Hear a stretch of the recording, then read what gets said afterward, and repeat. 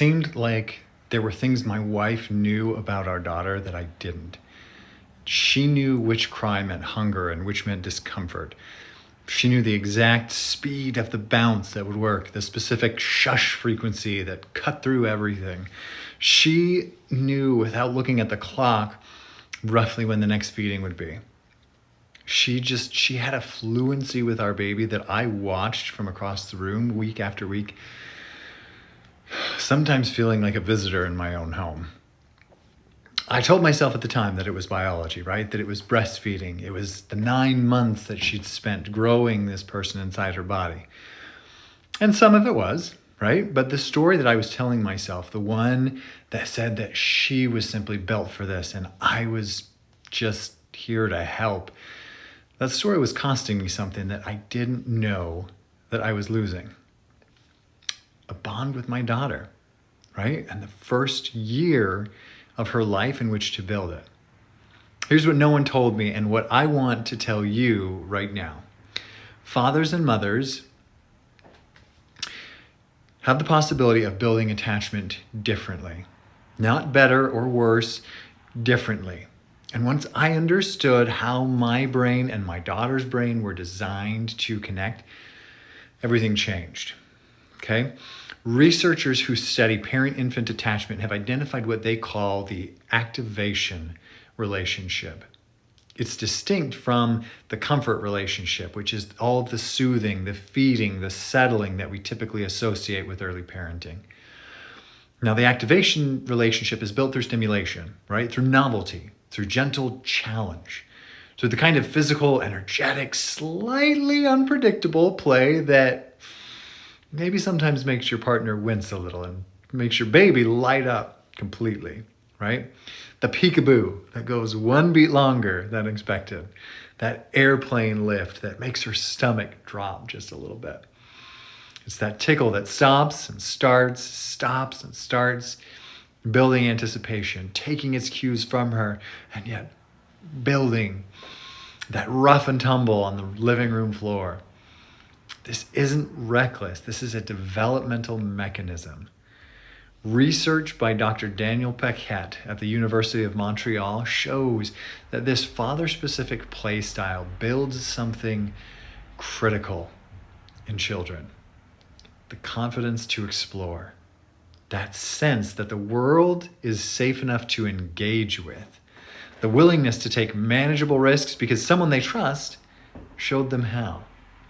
Now, mothers build security, and fathers can too. And this goes both ways, but it's like this, right? There's overlap. But by and large, mothers build security and fathers can build courage. Your baby needs both. Your baby needs both. So what does this look like in practice, right? Start where you are. If your baby is a newborn, the activation relationship is quiet, but it's still there. Here are some things that you can do starting tonight. First of all, just dare to hold her differently. Okay, mothers often hold infants facing inward, right? Close to the body, nestled against the chest. Just try holding your baby facing outward, her back against your chest, looking out at the room. This is a dad hold, right? She sees the world from your vantage point. She feels safe in your arms while being introduced to everything that isn't you. It sounds small, but it builds something. Next, talk to her constantly. Your voice is different from her mother's. Lower register, different cadence, a sound that she has been learning since she was in the womb. Use it. Narrate your day. Tell her what you're making for dinner. Describe the ceiling fan. The content doesn't matter. The exposure to your voice, its rhythm, its warmth, its specific signature is building a map of you in her nervous system. Okay? Next, be the bath parent. Baths are a fantastic bonding goldmine. Water, warmth, skin contact, your full attention, no distractions. If you're not doing bath time, start tomorrow. Claim it. Make it yours. Inside of 2 weeks, she will associate that warmth and safety with you, and that's not nothing. That's a foundation. Next, do the wakings. I know, but there is a reason I'm telling you this.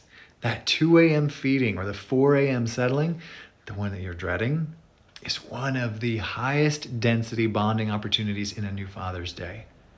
The house is quiet. It's just the two of you. No audience, no comparison, no one watching to see if you're doing it right. You figure each other out in the dark. Those nights are some of the ones that I remember most clearly so many years later. Not the milestones, right? The dark hallway and her weight against my shoulder. Okay? As she gets older, turn up the volume. By 3 or 4 months, you can start to engage her activation system more directly. Get down on the floor. Physical proximity at her level changes the dynamic completely. You're no longer a giant just looming over her, right? You are in her world. Let her reach for your face, grab your nose, pull your hair. This is her learning you. Let her. Introduce surprise. Peekaboo is not a baby activity. It is a developmental tool. The pattern of appearance and disappearance, the anticipation, the release. This is your baby learning that things that go away come back. And that includes you. That's attachment work. That's trust built repetition by repetition. Okay? Roughhouse early, gently, okay? Even at 4 months, babies respond to being lifted, to gentle bouncing, to that slight unpredictability of dad play versus mom play. Their faces will tell you what they can handle, okay? Watch for the delight, those eyes wide, limbs activating that full body engagement. That means that she is just lit up. That's the activation relationship in real time. That's you doing exactly what you're designed to do. Here's something to avoid. The biggest mistake I see new dads make is deferring. The baby fusses and they hand her back. Mom does it better. Mom knows the cry. Mom has the magic touch. So dad steps back, watches, and waits for something he's better at. The problem is that competence is built through contact. Your wife didn't arrive knowing those cries. She learned them by staying in the room when they were hard, by failing and adjusting and failing again. Every time that you defer, you're delaying your own frequency. You're delaying your own fluency, excuse me. So that's you. You're also reinforcing a story in your house, spoken or not, that this isn't really your territory. Now, it is your territory. You just haven't put in the hours yet. Stay in the room when it's hard. Take longer than she would. Do it wrong a few times. The learning is in the staying. Okay? Just a word about the timeline.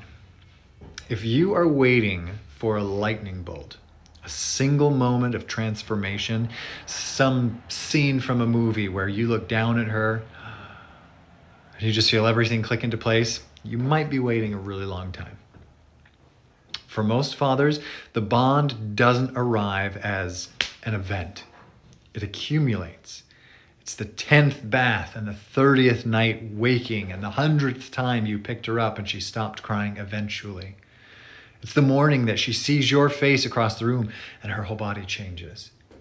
It's the day she reaches for you when she's scared instead of just when her mother isn't available. That moment is coming. But it's not at the end of one perfect night. It's at the end of 1,000 ordinary ones. Okay? Show up for the ordinary ones. I spent the first few months of my daughter's life feeling like a guest at a party that I wasn't necessarily invited to. Like the bond was something that happened to mothers and was extended by courtesy to fathers who made themselves useful. I could not have been more wrong about that. My daughters needed what only I could give them. Not my help, not my presence in the background, me. my voice, my hands, my way of moving through the world, my willingness to get on the floor and be ridiculous and lift them just high enough to feel their stomach drop and see their face break open with pure joy. That's not auxiliary parenting. That's the activation relationship. That is the father's irreplaceable contribution to who your child will become. You are not the backup. You're the other half of something she needs completely. Get on the floor. She's waiting. I will see you in the next one.